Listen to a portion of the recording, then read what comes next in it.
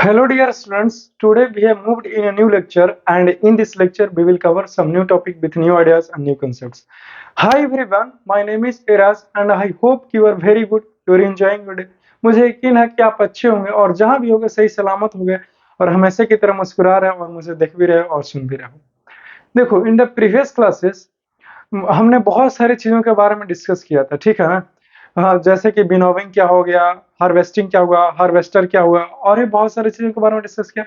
आज के इस लेक्चर में उन्हीं सारी चीज़ों को ध्यान में रखते हुए अब नेक्स्ट एग्रीकल्चरल प्रैक्टिसेस को ऊपर बातें करने वाला हूँ, जिसका नाम है अब ग्रेन्स को किस प्रकार से स्टोर करते हैं, यानी कि स्टोरेज ऑफ ग्रेन्स के ऊपर मैं चर्चा करने जा रहा हूँ। ठीक है जी, कॉन्सेप्ट क्लियर है?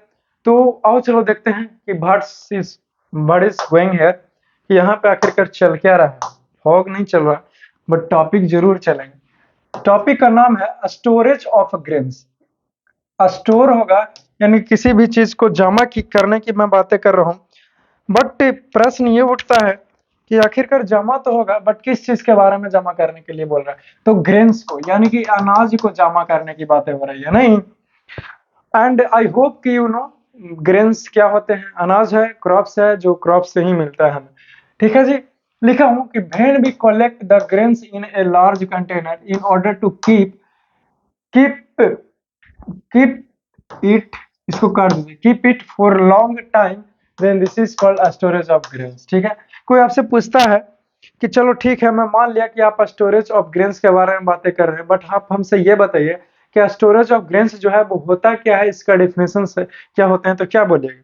तो तुम मुझसे सिंपली कर देना कि जब हम बड़े लेवल पर बहुत सारे अमाउंट में क्या करते हैं, जब उस ग्रेन्स को अनाज कर को कलेक्शन करके हम लोग रख देते हैं। कहाँ रख देते हैं जी? वेयर?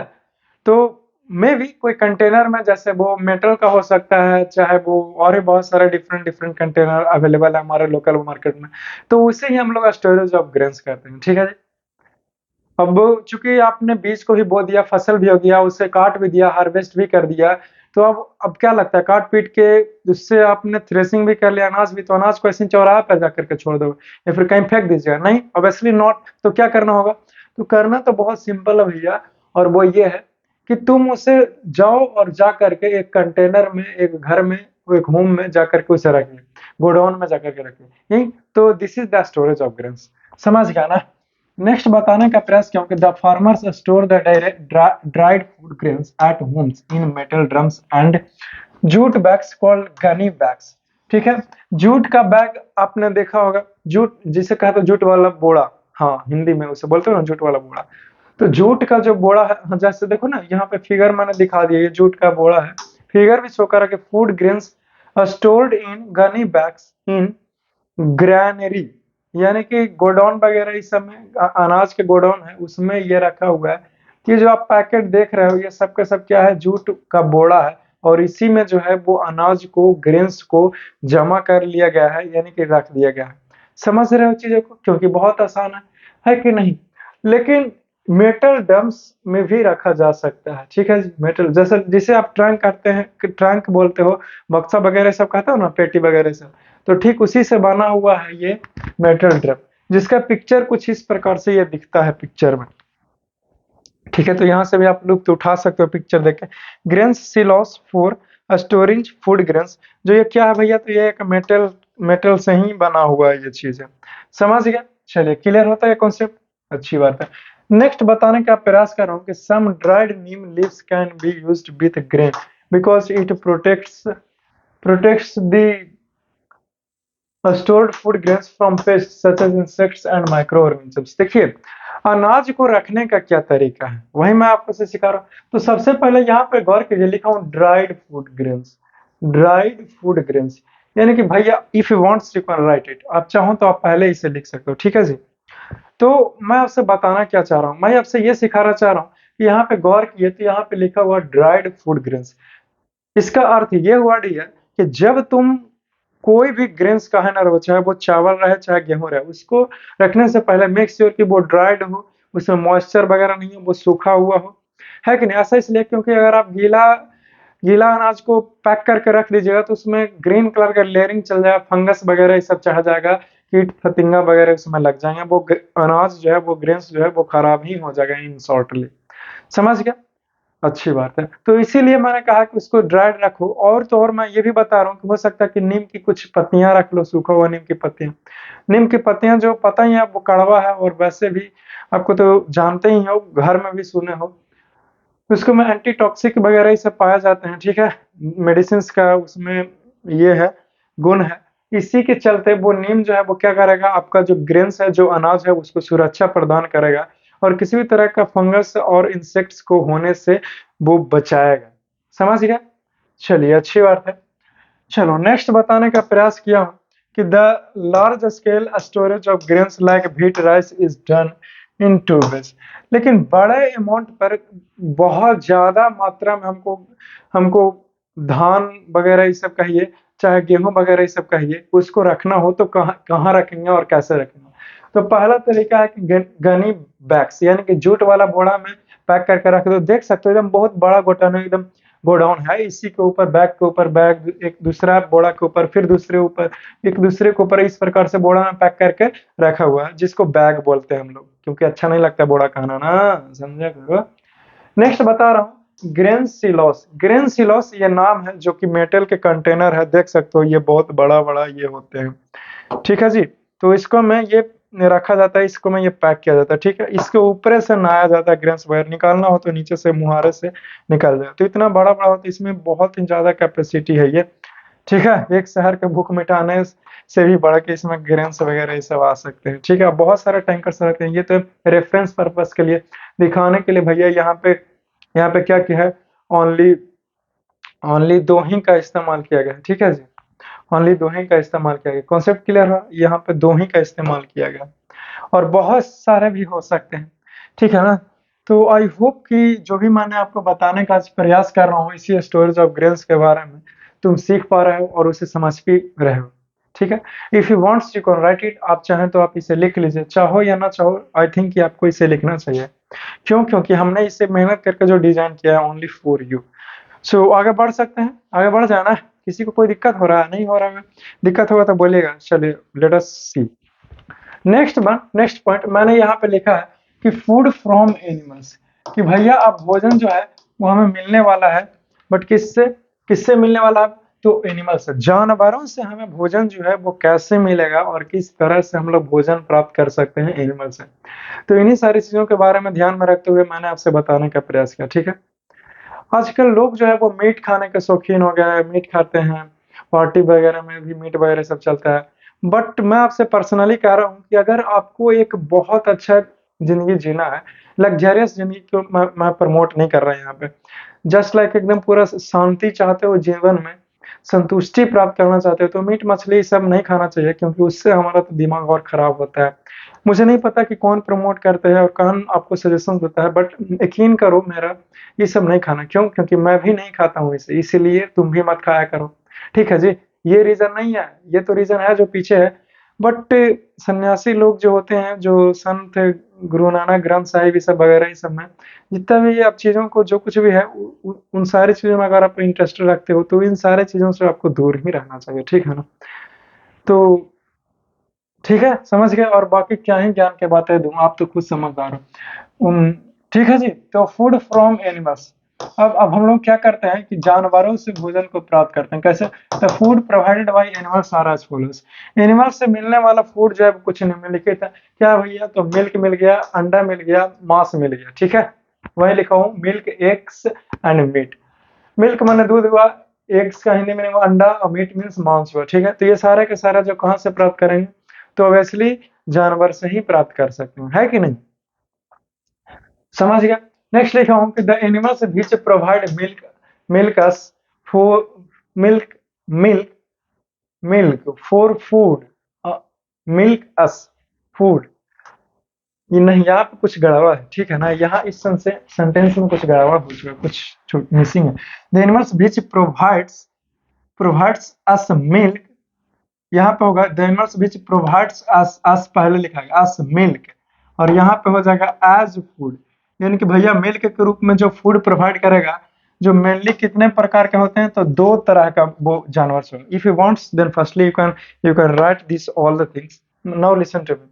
वो कौन कौन होगा जी? तो पहला का नाम है कि मिल्क यील्डिंग एनिमल्स या फिर मिल्च एनिमल्स, दो नाम दिए हैं। वैसा कोई जानवर जिससे हम केवल और केवल दूध को प्राप्त करते हैं या फिर दूध लेने के लिए उसे रखते हैं, उसको बोलते हैं मिल्क यील्डिंग एनिमल्स, ठीक है जी। या फिर शॉर्टली मिल्च एनिमल्स के नाम से भी जानते हैं। दोनों एक ही बात है, नाम अलग है, एक ही चीज है, ठीक है डियर। नेक्स्ट बता रहा हूँ कि meat and eggs yielding animals. दूसरा है, या तो भैया हम उससे अंडा प्राप्त कर सकते हैं या फिर हम उससे मीट भी प्राप्त कर सकते हैं। तो ये दो कैटेगरी के एनिमल्स है जिससे हम लोग भोजन यानी कि फूड को प्राप्त करते हैं या फिर यूं कहूं कि कर सकते हैं। Concept clear? Obviously yes. तो आगे बढ़ सकता हूं ना? चलिए, कोई कंफ्यूजन हो रहा है आपको समझने में? किसी भी तरह का भाई कोई कठिनाई है? नहीं है? आप अच्छे से मेरे हर एक लेक्चर को पढ़िएगा। तो मैंने इसी तरीके से डिजाइन किया हुआ है कि आप यहाँ से घर पे भी चले जाओ तो भी आपको कोई तकलीफ नहीं हो, यानी कि कोई परेशानी नहीं हो, किसी भी तरह का कोई कष्ट नहीं हो, और आप वहां से भी घर पे भी बैठ करके आप चीजें समझ सकते हो। ऐसा नहीं है कि आप ये जो भी मैं बना रहा हूँ लेक्चर वगैरह वीडियोज वगैरह वहां से नहीं सीखते, वहां से भी सीख सकते हो। बट अगर मेरे से यहाँ से पढ़ रहे हो तो आपको बार बार मैं आपको गाइडेंस कर सकता हूँ हर एक चीज, है कि नहीं? तो समझा कीजिए, that's why you are coming here anyhow. तो मैं आपसे ये बता रहा था कि मीट एंड दो प्रकार के हुआ, ठीक है जी। अब बारी बारी से वन बाई वन करके ये दोनों को एक्सप्लेन करने का प्रयास करते हैं। तो सबसे पहले मिल्क यील्डिंग एनिमल्स को मैं एक्सप्लोर कर रहा हूँ, यानी कि इसके बारे में आपसे बातें कर रहा हूँ। तो मैं लिखा हूँ जी कि the examples of milk yielding animals. कोई आपसे पूछता है कि what is milk yielding animals, तो ऐसा कोई जानवर जो दूध दे उसको मिल्क यील्डिंग एनिमल्स का नाम दिए हैं या फिर दर्जा दिए हैं, ठीक है जी। तो उसका एग्जाम्पल पूछेगा कि मिल्क यील्डिंग एनिमल्स का एग्जाम्पल बताओ, तो कहना काऊ हो गया, बफाइलो हो गया और गोट हो गया। गोट माने बकरी, बफाइलो माने भैंस, और काऊ माने गाय। हाँ जानते हैं सब सर, लेकिन फिर भी बता दिया है कि नहीं। तो milk and its product are called dairy products like butter, ghee, curd, cheese. यहाँ पे क्या बताने का प्रयास किया हूँ इस पॉइंट्स में? इस पॉइंट में ये समझाना चाहता हूँ कि दूध या फिर दूध से बना कोई भी चीज, जैसे में बटर हो सकता है, घी हो सकता है, कर्ड हो सकता है, दही हो सकता है, और चीज पनीर वगैरह सब, ठीक है। तो उसको क्या कहते हैं? डेयरी प्रोडक्ट कहते हैं। कोई पूछेगा कि व्हाट इज डेयरी प्रोडक्ट, भाई डेयरी प्रोडक्ट का क्या डिफिनेशन होगा, तो आप उससे कहना कि दूध या फिर दूध से बने हुए कोई भी चीजों को नाम देते हैं डेयरी प्रोडक्ट का, are called dairy product. Concept clear? Obviously yes. I hope कि आप सीख पा रहे हो। चलिए नेक्स्ट बताने का प्रयास कर रहा हूँ, second one, that is the meat and eggs yielding animals. कि भैया जो मांस जिससे प्राप्त कर सकते हैं, मीट खा सकते हैं, या फिर वैसा जानवर जिससे हम लोगों को क्या मिल सकता है? एग मिल सकता है, अंडा मिल सकता है। अब इन्हीं सारी जानवरों के बारे में बात करते हैं। तो लेट अस सी, लिख रखा हूं यहाँ पे, माइक में बार बार सुन जा रहा था नहीं ना। यहाँ पे लिख रखा हूँ जी कि the examples of meat and egg yielding animals are, goat हो गया, बकरी हो गया, सीप हो गया, फिश हो गया, मछली हो गया, हेन माने मुर्गी, और डक माने बत्तख। ये सबसे क्या है भैया? तो मुर्गी से हम लोग उसका चाहें तो खाल वगैरह उधेड़ करके देखते हो बाजार में, क्योंकि हम भी जाते हैं तो नजर पड़ जाता है।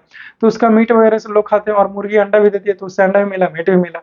तो ये जो एनिमल्स का एग्जाम्पल्स मैंने दिया है वो क्या है? तो अंडा भी प्राप्त कर सकते हैं और मीट भी प्राप्त कर सकते हैं। Concept clear? कोई एग्जांपल पूछा तो बता दीजिएगा ना। अब आपसे कोई पूछेगा कि what is meat and egg yielding animals. Yielding का मतलब हुआ उत्पादन करना, ठीक है, यानी कि प्रोडक्शन करेगा। वो जानवर जो है वो प्रोडक्शन करेगा अंडा का और मीट का। तो that type of the animal, तो उस प्रकार का जानवर को क्या कहते हैं? Meat and eggs yielding animals. Concept clear है? Obviously yes. तो आगे लिखा हूं कि हनी का मतलब हुआ शहद। शहद का नाम सुने हो, बहुत अच्छा लगता है खाने में, है कि नहीं? हाँ, शहद खा सकते हैं, कोई दिक्कत नहीं है। Honey is also nutritious food obtained from the animals like insects called बीज। बीज का मतलब हुआ मधुमक्खी, एक जानवर ही है एक प्रकार का, ठीक है, तभी तो यहाँ पे एनिमल्स लिख दिया गया। तो मधुमक्खी से हम लोग प्राप्त करते हैं एक न्यूट्रिशियस फूड का जिसका नाम है हनी, ठीक है। तो हनी भी एक प्रकार का भोजन ही हुआ जो एनिमल से प्राप्त करते हैं, इसीलिए मैंने आपको इसके बारे में जानकारी दिया है। तो आगे बढ़ सकता हूँ जी। कोई कॉन्सेप्ट क्लियर है? किसी भी तरह के कोई कंफ्यूजन नहीं होगा? तो देखिए, जो कुछ भी चीजें बताते हैं उसको ध्यान से सुना करो। आगे बढ़ता हूँ, ठीक है। हट जाए एक बार फिर से, लो हट गए। चलो ठीक है, अब आगे बढ़ सकता हूँ। चलिए नेक्स्ट बता रहा हूँ डियर आपसे, next topic, and the name of the topic is the animal husbandry. Animal husbandry आ गई। यहाँ से क्वेश्चन बार बार पूछता है। और हाँ, ये आपके जो है वो आपको पढ़ना पड़ेगा 9th क्लास में भी, और मैं भी कभी कभी 10 में भी कहीं कहीं बायोलॉजी में इस्तेमाल कर लिया जाता है एनिमल हस्बेंड्री का। और मैं भी आपका इंटर में भी कभी कोई एनिमल हस्बेंड्री का इस्तेमाल कर लिया जाएगा, टर्म को, टर्मिनोलॉजी को। ठीक है, तो आपको इसका ख्याल रखना चाहिए। कहने का अर्थ ये हो कि आपको याद रखना है इसको, समझ गया। कोई पूछता है कि एनिमल हस्बेंड्री क्या होता है, तो लिखा हूँ कि the branch of agriculture which deals with the feeding, shelter, health and breeding of domestic animals are called animal husbandry. ठीक है, एग्रीकल्चर का वैसा कोई ब्रांच, ठीक है, वैसा कोई ब्रांच जो क्या करे, वो जानवरों के पशुपालन से मतलब रखता हो, ताल्लुकात रखता हो, उससे उसी से लेना देना हो, तो इसे कहते हैं एनिमल हस्बेंड्री। ठीक है, या फिर the rearing of animals on a large scale is called animal husbandry. यानी कि भैया बड़े लेवल पर जानवरों को पालेंगे और उसका भोजन की व्यवस्था करेंगे, उसका ख्याल रखेंगे, उसका लालन पोषण करेंगे, तो इसे ही हम लोग एनिमल हस्बेंड्री का नाम देते हैं। जो आप हिंदी में, मुझे पता है कि आप एनिमल हस्बेंड्री को बार बार सुने हो, लेकिन आपको नहीं ख्याल आ रहा है, बचपन से ही नहीं जानते हो ना। अब हम बोल देंगे तो कहा अरे हाँ सर जानते थे। ठीक है, तो वो है खटाल। ठीक है, तो मिले चले आना खटाल में कभी कभी, तो बहुत सारे आपको गाय वगैरह ये सब जो है वो दिख जाएंगे। ठीक है, तो आप चाहे if you wants then you can write it, आप चाहो तो आप पहले इसे लिख भी सकते हो, बट आप चाहो तो लिसन टू मी, फिर आप लिखना इतने सारे चीजों को। ठीक है, तो ये डिफिनेशन क्लियर हो गया ना। कोई पूछता है कि क्या होगा एनिमल हस्बेंड्री, तो मुझे नहीं लगता कि आप में से जो कोई भी सुन रहे हो और समझ रहे हो वो नहीं बोल पाओगे, हर एक कोई बोल पाएगा। नेक्स्ट लिखा हूं कि the various practices necessary for raising animals for food and other purposes are as follows. देखिए, हम लोग जानवरों को पालेंगे, लालन पोषण करेंगे भोजन प्राप्त करने के लिए, तो उस जानवर के लिए क्या क्या चीज हमको करना पड़ेगा, यही हुआ various practices necessary for raising animals. यानी कि बहुत तरह तरह के तरकीब करेंगे जी, जो जरूरी है। किस लिए? रेजिंग एनिमल्स का मतलब हुआ पशुपालन के लिए। ठीक है, किस लिए पशुपालन करेंगे? तो भैया भोजन प्राप्त करने के लिए। ठीक है, और अनदर पर्पस हो सकता है कि कुछ और भी पर्पस के लिए पालें। जैसे में कोई लड़का सोचा कि दूध नाता मीट नाता और कहा लगे, अरे बेवकूफ हो जी, गोबर प्राप्त करने के लिए नहीं पाल सकते हैं, दो बैलों की जोड़ी लेकर के हल चलाने के लिए नहीं पाला जा सकता, ऑब्वियसली किया जाता सकता है। तो कभी को अपना भी दिमाग लगा लिया करो, ठीक है ना। तो लगाइएगा कहीं और, तो कैसे? पहला है कि प्रॉपर फीडिंग ऑफ एनिमल्स, यानी कि भैया जानवरों को अच्छे तरीके से भोजन की व्यवस्था कीजिए। नेक्स्ट है प्रॉपर शेल्टर फॉर एनिमल्स, कि भैया जानवरों को जो है वो आप अच्छे तरीके से क्लीनलीनेस, यानी कि उसको साफ सुथरा रखिए। गंदा होता है तो उसके ऊपर पानी मार को साफ सुथरा करो, जहां रहता है हाइजीन पर पूरा ध्यान दो। ठीक है जी। नेक्स्ट देखो prevention and cure of animal disease. जानवरों को अगर कोई भी किसी भी तरह का बीमारी होता है तो आप क्या कीजिए, आप उसको ख्याल रखो। ठीक है। नेक्स्ट लिखा हूँ कि प्रॉपर ब्रीडिंग ऑफ एनिमल्स, यानी कि जानवरों का अच्छे तरीके से टाइम टू टाइम ब्रीडिंग करना जरूरी है, मतलब रिप्रोडक्शन। और कैसे? जानवर में जानवर और क्या सोच रहे हो, तो उसको भी इस पे भी ख्याल करना चाहिए, तभी तो उसका जो स्वास्थ्य रहेगा वो मेंटेन रहेगा और जनसंख्या जानवरों का बरकरार रहेगा। ठीक है, ठीक है ना। तो समझ रहे हो आपको? आई होप कि एनिमल हस्बेंड्री में जो कुछ भी मैं आपको से बताने का प्रयास कर रहा था चीजें, वो आपने सीखने का और समझने का प्रयास किया होगा। अब आगे की बातें मैं कर सकता हूँ, कोई किसी को कोई कंफ्यूजन नहीं, कोई दिक्कत नहीं, कोई शिकायत नहीं, किसी को कोई समस्या, कोई दिक्कत, कोई परेशानी हो तो भाई अभी बोलेगा। नहीं है? वेरी गुड, वेरी नाइस, आगे बढ़ सकते हैं। चलिए, if you wants you can write it. Next लिखा हूँ इसी फिश एज फूड। अब भैया हम लोग मछली को भी देख सकते हो, यहाँ पे मछली है। Fish is an important source of animal food. Fish जो भी है वो भी एक अच्छा खासा भोजन का स्रोत है, खाता है। हम तो भैया नहीं कहेंगे कि खाइए, पढ़ा रहे हैं, क्यों? क्योंकि जानकारी के लिए बता रहे हैं, ठीक है ना, और कोई मकसद नहीं है। लिखा हूँ कि fish as an important source of animal food. ठीक है, many people living in coastal areas, यानी कि जो समुद्र के किनारे तट पर रहता है, वो ज्यादातर दिन भर में जो है वो मीट मछली से ही वो अपना गुजर बसर करता है। ठीक है, समझ गए। लिखा हूँ कि fish is rich in protein. Fish के पास प्रोटीन है। कोई सोचा कि बॉडी बनाते हैं, फिश खाएंगे जल्दी बनेगा, अरे बेवकूफ कहीं का। दूध पी लो, उसके बदले में अब प्रोटीन्स के लिए पनीर खा लो, और भी बहुत सारे दाल खा लो, है कि नहीं, और भी बहुत सारा चीज हो सकता है। लिखा हूँ कि फिश लिवर ऑयल, मछली का जो तेल होता है उसको होता है, ठीक है ना। वो क्या होता है पता नहीं, कैसे लोग निकलते हैं, आई डोंट नो। उसमें विटामिन ए पाया जाता है, विटामिन डी पाया जाता है। ये विटामिन ए और विटामिन डी के लिए खाएगा ये, एकदम यही नॉलेज है। विटामिन डी पाने के लिए धूप में ना चल जाएंगे, और इसको हरे सब्जी दबा के खा लेंगे, फल फ्रूट दबा के खा लेंगे, विटामिन ए भी मिल जाएगा, है कि नहीं? तो समझा करो, समझ रहे हो चीजों को? तो आप क्या कीजिए, आप इसे नोट कर लीजिए, इतने सारे चीज को नहीं, ये फिगर जो है वो मत बनाना है। ये फिगर जो है वो हमने आपको सिर्फ ये ठीक है, ये सिर्फ और सिर्फ हम भैया हमने आपको देखने के लिए ड्रा किया है। समझ रहे हो? आप आगे बढ़ सकते हैं। आई डोंट थिंक कि अब आगे कुछ होगा। ठीक है, देखिए यहाँ पहुंच गया, डाइंड हो गया ये चैप्टर। चैप्टर जो है वो समाप्त होता है पूर्णता और पूर्ण रूप से। और इस चैप्टर में हमने बहुत सारी चीजों के बारे में डील किया हूँ सच में। और ऐसा कोई, यकीन मानो, ऐसा कोई भी टॉपिक नहीं था जो आपको पढ़ने लायक चीजें थी इसी पर्टिकुलर 8 क्लास में और क्रॉप प्रोडक्शन एंड मैनेजमेंट में जो मैंने छोड़ा हो या फिर स्किप किया हो।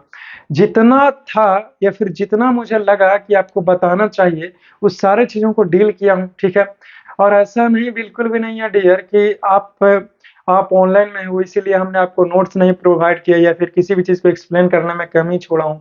ऐसा बिल्कुल भी नहीं है, मैंने आपको ऑनेस्टली यहाँ पे वर्क किया है आपके लिए, समझ गया ना?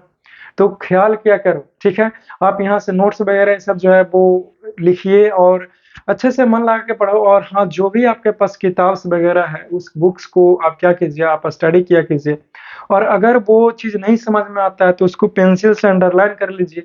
और कहीं तो स्कूल जाते हो, कहीं तो ट्यूशन जाते हो, तो वहां सर से जा करके पूछ ले कि सर ये लाइन जो है वो मुझे नहीं समझ में आ रहा है, मुझे बताइए। ठीक है, और नहीं तो आप मेरे पास भी मैसेज भेज सकते हैं कि सर इस लाइन का मतलब नहीं समझ में आ रहा है। मैं, मेरी टीम के साथ प्रयास रहेगा कि आपको रिप्लाई करने का प्रयास हो ज्यादा से ज्यादा। ठीक है, तो अच्छे से पढ़ाई कीजिए और बहुत सारे क्वेश्चन आंसर के लाने वाला हूँ। ऐसा नहीं कि चैप्टर फिनिश्ड कर दिया, टॉपिक हर एक चीज मैंने पढ़ा दिया आपको। ठीक है, तो अब मैं क्या करूंगा, अब मैं क्वेश्चन आंसर लाने का प्रयास करूंगा। बहुत सारे तरह तरह के क्वेश्चन आंसर को डील करेंगे। ऐसा नहीं कि कुछ भी छोड़ दूंगा, और ऐसा बिल्कुल भी नहीं कि मैं आपसे शेयर नहीं करूँ। बहुत सारी बातें को शेयर करूंगा और बहुत सारी मैं बातें करते रहता हूँ। क्यों? क्योंकि मैं प्यार, मोहब्बत और नफरत एक साथ करते रहता हूँ। ठीक है ना?